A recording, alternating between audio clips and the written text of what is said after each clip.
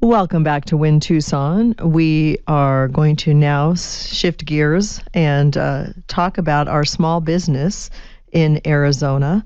And I've got on Chad Heinrich, who is the Arizona representative for NFIB.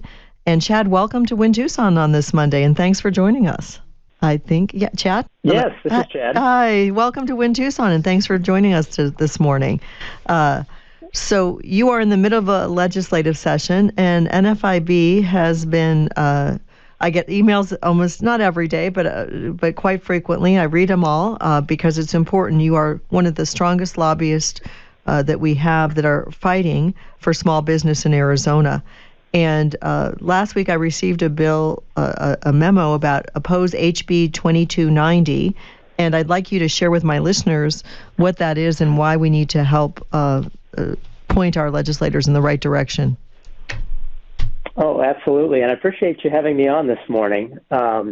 This is the time of year where we're running into deadlines on legislation, and so a lot of pressure gets put on lawmakers to hear certain bills. So we're in day 78 of the legislative session, and we're also in the last week to hear policy bills in committees. House Bill 2290 actually is one that NFIB and our small business owners oppose because it will only make the cost of health care increase. And that is a struggle for our small business owners because oftentimes our small business owners offer health insurance to their employees through employee benefits. And as you can imagine, when health care costs go up, health insurance costs go up. And this is a prime example of a bill in the legislature that will do nothing but increase the price of health care. And frankly, run counter to efforts that many are making in the legislature to try to reduce the pressure of inflation and price increases on Arizonans. So we're asking the members of the Senate Government Committee on Wednesday to vote no on this bill. And it seems to me that it undermines the free market principles of a business, right? That because you're essentially imposing if you pass this, imposing a tax or a surplus on their business because the cost increase. And we have so much inflation and so many other pressures that are on our small business in Arizona. What is your read right now on the legislature? Do people understand the impact? Well, I think I'm hopeful, Kathleen, for a couple reasons. Mainly, we've heard from leadership this year that they are concerned about inflation and the impact on Arizonans. And this bill, because it layers on an additional level of bureaucracy related to health care claims, this bill will only increase those health care costs. So as you alluded to, it does place the state government in between two private entities and basically placing mandates on those transactions, which is rare to see in any private dealings. But in addition, because of that, it's going to put upward our healthcare system and will impact every Arizonan because they'll either have insurance through their employer or they won't, and their insurance or their healthcare costs will go up as a result. And so that's going to hurt either both the businesses and the employees that have those benefits. And it hurts large businesses as well as small businesses. This isn't exclusive just to small businesses. It's not exclusive to small businesses, but I would say that oftentimes large businesses have bigger balance sheets, right? Correct. They can more accommodate these price increases than small businesses. Small businesses don't have that type of flexibility. So they end up having to increase prices on all consumers, reduce staff, or reduce benefits, which we're all looking for quality employees, and these employer-provided benefit packages are one of the attractive things that people see when they go to work for a small business. It looks like that you had some business owners from Glendale come out and speak on this. So do you want to share about some of your members, I think, that have been very vocal about this? Yes, we have actually published in Friday's Arizona Capital Times. Cliff Wixon, who owns Cliffco, a large machining operation in the northwest area of Phoenix, published an editorial talking about how bad this would be for his business. And he actually cited a recent survey from NFIB that found 94% of our local job creators find it challenging to manage the cost of offering health insurance.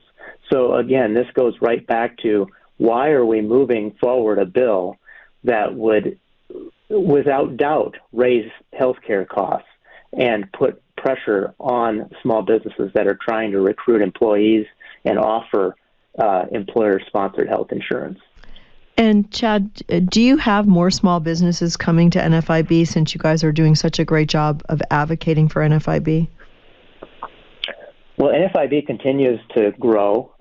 We have roughly 4,000 to 5,000 members in the state, which seems like a large number. We are actually the largest member organization advocating for small businesses at the Capitol in Arizona.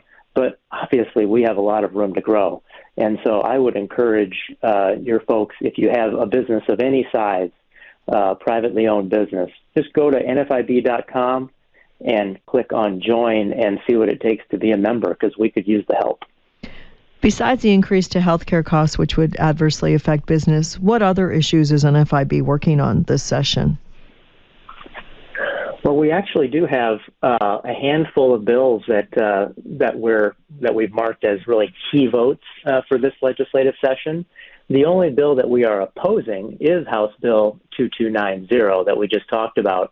But we have a few other bills that would be very helpful for businesses.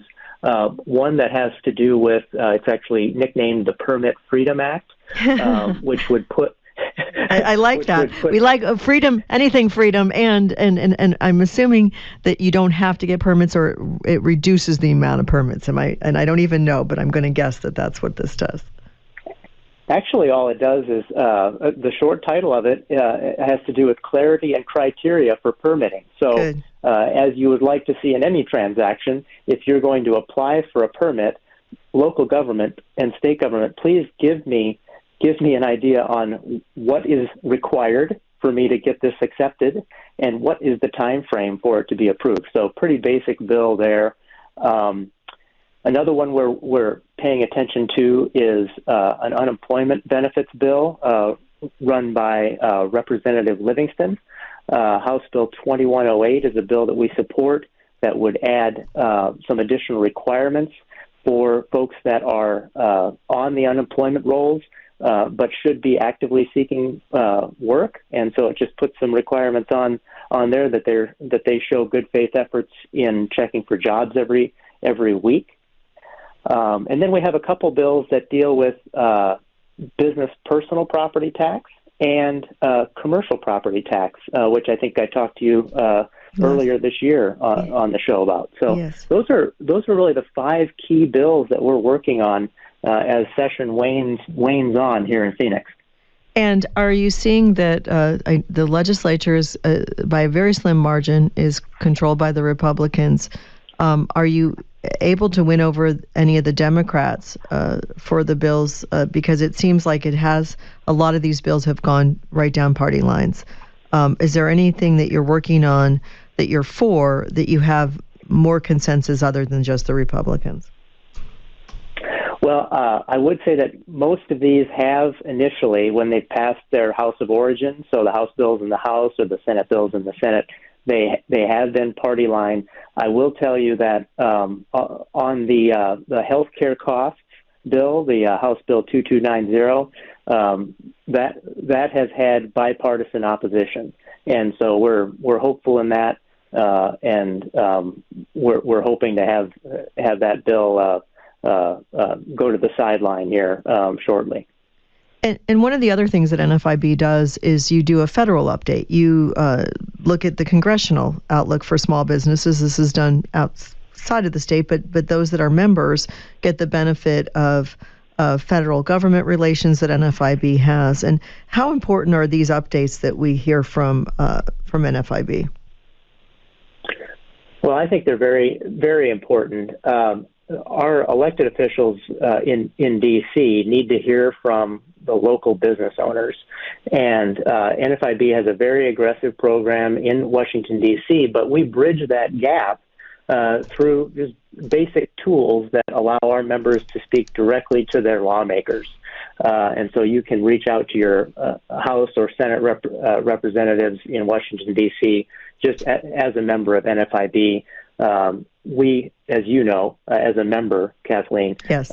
You're receiving updates from us, a quick email that says, hey, share your views on this issue, whatever it may be. Those are great opportunities for our business members. And also, for the members that want to be a little more involved, we do regular fly-ins to Washington, D.C., where we meet with leadership, where we meet with our representatives, and so members of NFIB have that opportunity as well. Well, I just learned to fly on Saturday, so I flew 20 whole minutes and no one died, so that's cool. Maybe I'll just fly in.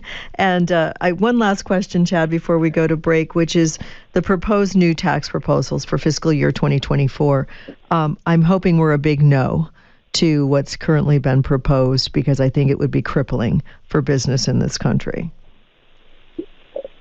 I would say, aside of new regulations and layering on additional bureaucracy, taxes would be the worst thing to add on, especially during this time of uncertainty for our small businesses. Well, Chad, I want to thank you for coming on, for updating us. I didn't want too much time because I knew we were coming to some of the deadlines in the legislature. If people want to join NFIB, give my listeners the website. NFIB.com, and you can just click join on the website, and it'll walk you through a couple questions and give you your choices. My listeners are some of the smartest people on the planet, so we want them to stay informed. I want to thank you for coming on this Monday. Chad Heinrich, NFIB. We'll have you back soon. Have a great week. Thanks for the opportunity. Take care.